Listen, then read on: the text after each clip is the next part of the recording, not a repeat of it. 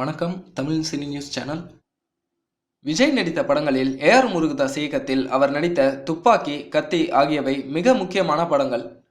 ரசிகர்களை வெகுவாக கவர்ந்த இந்த படங்கள் ரூபாய் 100 கோடி வசூல் சாதனை பட்டியலிலும் இடம் பிடித்தன.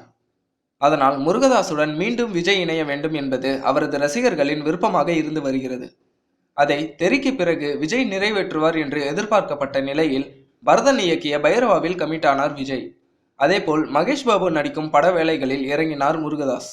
இருப்பினும் தற்போது அட்லி இயக்கத்தில் நடித்து வரும் 61வது படத்திற்கு பிறகு மீண்டும் விஜய் ஏஆர் முருகதாசுடன் இணைய போவதாக செய்திகள் வெளியாகியுள்ளன. அதுவும் துப்பாக்கி 2 படத்தில் அவர் நடிக்கிறாராம்.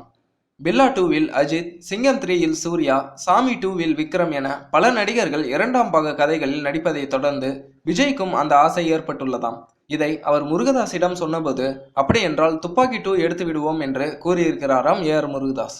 அதனால் ரசிகர்களின் விருப்பத்திற்கிணங்க விஜய் முருகதாஸ் கூட்டணி மீண்டும் இணைகிறது. இந்த செய்திகளை பற்றி உங்கள் கருத்துக்களை கமெண்டில் பதிவு செய்யவும்.